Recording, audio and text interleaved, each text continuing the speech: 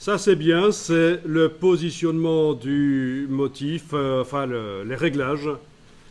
Maintenant on va sélectionner une des formes, par exemple la forme circulaire là qui nous intéresse, et on va spécifiquement activer le fond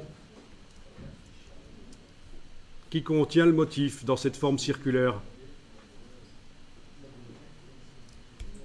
Et alors je voudrais modifier la dimension du motif à l'intérieur de la forme. Et bien pour ça, après avoir sélectionné la forme, après avoir indiqué dans la palette aspect que je travaille spécifiquement sur le fond qui contient le motif, je vais utiliser cet outil-là. Je vais double-cliquer sur l'outil de mise à échelle.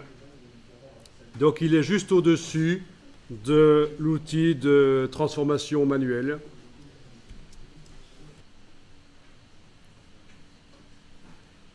Avec la case aperçu cochée, vous allez voir ce qui va se passer. Je vais par exemple indiquer que je voudrais le motif à 150%.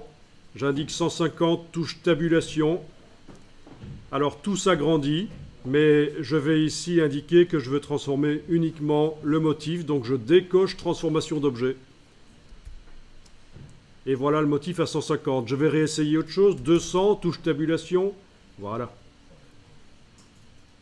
Ou 50, touche tabulation. Voilà ce que ça donne. Donc à vous de voir ce que vous voulez comme agrandissement de motif. Alors vous allez parfois trouver sur le web des explications qui vous parlent d'une touche particulière, la touche supérieure sur le Mac, la touche tilde sur le PC. Ça ne marche pas très bien, donc je vous montre la méthode qui marche à chaque fois. C'est celle-là. Ok, je vais mettre à 150%. Ok. Alors attention, si vous voulez remodifier ça, vous retournez dedans, mais ça revient d'office avec 150%, qui s'applique sur le motif qui a déjà été agrandi. Donc il va falloir tenir compte de ça.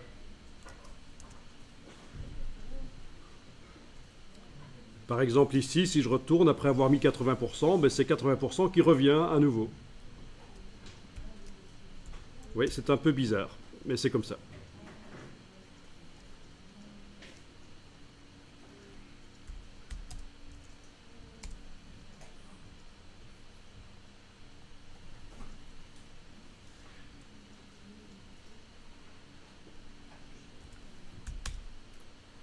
Si vous voulez tourner le motif, il va falloir double-cliquer sur l'outil d'à côté, toujours en ayant la forme sélectionnée.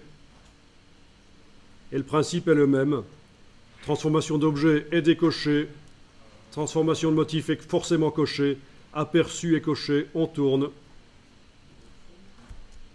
Mais dans ce cas-ci, ça n'a pas d'intérêt de tourner le motif. Donc, je clique sur Annuler.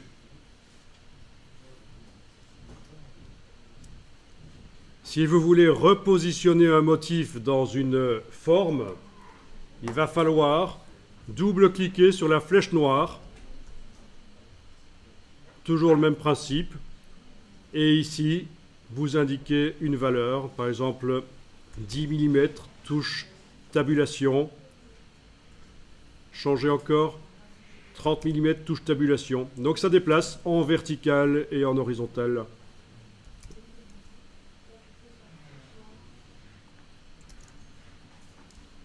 Mais dans ce cas-ci, ça n'a pas d'intérêt. Mais enfin, vous voyez qu'on a la possibilité de modifier la dimension, la rotation, la position.